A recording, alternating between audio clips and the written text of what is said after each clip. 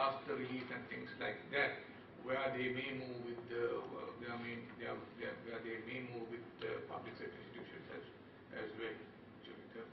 Because I know that in Sri Lanka after the tsunami 6 years ago, the EIB came with a special line of credit for tsunami affected enterprises. This problem arose about who are the institutions that can be. So we got over it by saying that still the administering agency and the decision-making body will be the FCC, which is private sector. But as participating institutions within that, a certain limited amount will be available to public sector. So they agreed to that on the basis of that it was a special facility, but not their global facility. And so I think your problem is very much there. I think in respect of DEG, in respect of IFC, EIB, FMO, all of those institutions.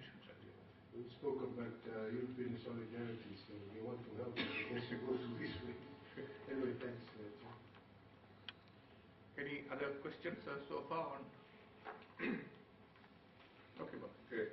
We'll now, as I mentioned, still on page 14 on the financial matters.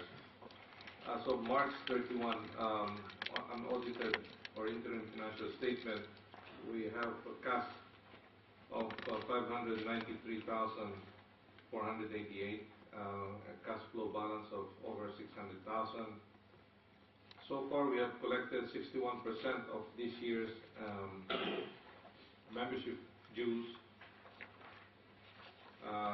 We're hoping to collect 326,000 over this year, and we still have a balance of about 128,000. So if you look at Annex 11, you see the financial highlights with comparative position in 2009 and 2010. If you would like to, I'll give you time to take a look at that, and if you have questions, please let me know. By the way, the 2010 position is based on the audited financial statement, which I believe is also in your binder.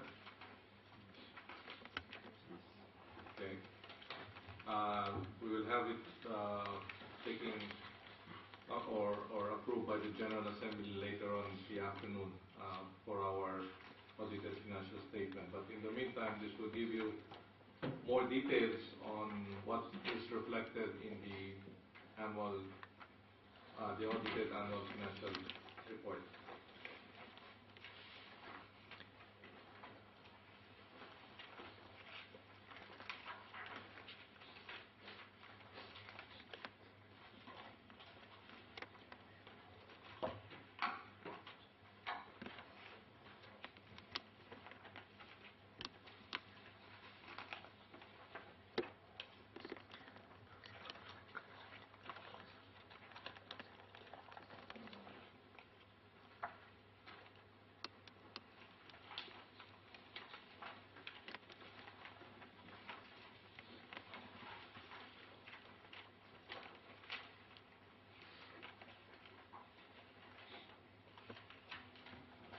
Your accounts are prepared in peso or in dollars?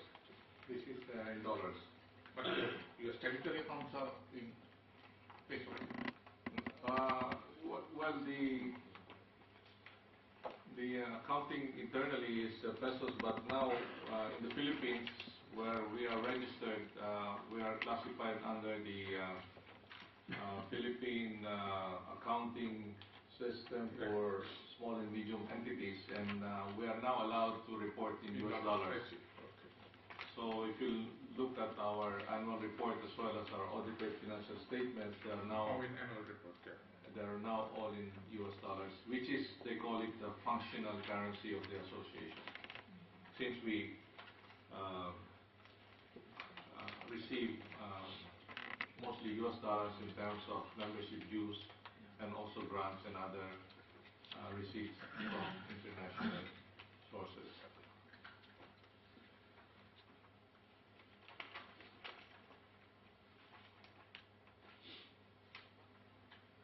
Now I noticed that when we changed our accounting principle from gap to the new system. There are some restatement which arose in which we are showing as a charge in the translation, right? Right. Is it intended to carry this on, or are we going to charge it off? What are we going to do at some point? The translation part is really an adjustment because, as you know, in terms of operation, daily operation, the exchange rate fluctuates.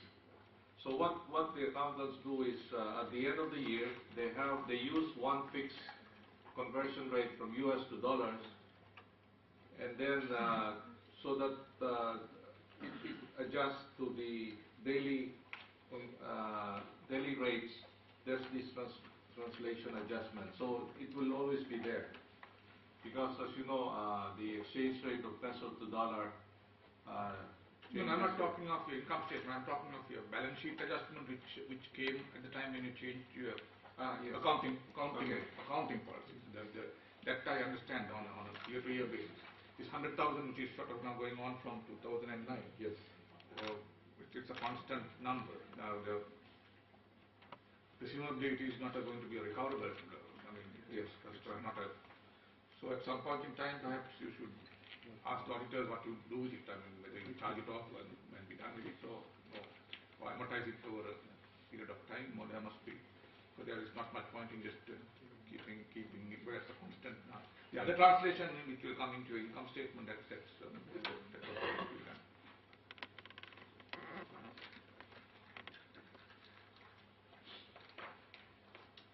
Will the board agree that we will pursue, we will inquire to that and see whether rather than just keeping it, I mean, as a. Yes. Okay. 100,000, 198, which is sort of at one of prior year adjustment. Okay. Okay, the auditors, yes. So, Mr. General question on page 5. page 5. Is this the first time you recorded a loss in income over expenditure? First time we've recorded something like this in an association. On page 5. Excess of revenues deficiency. Page 5, yeah. Excess of revenue plus operating. Yes. Yeah, last year they are happy in times of 5-6 years ago. We ran several years of losses, about 2-3 years, and then the board took some measures to actually resolve it.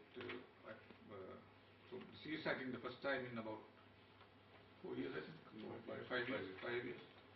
But if you notice in the income statement, actually the quote-unquote losses are not really non-cash, because one is high provision for losses and the other one is on translation.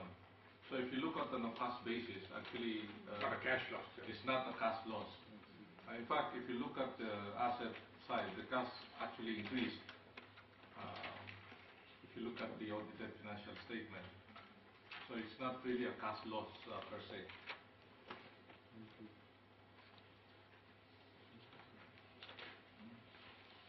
The provision for losses is for arrears of membership. That's correct. Right.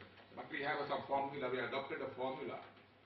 We are over a certain aging. I think we 2 years automatically provide. But I think quite often we get it back. We get it back.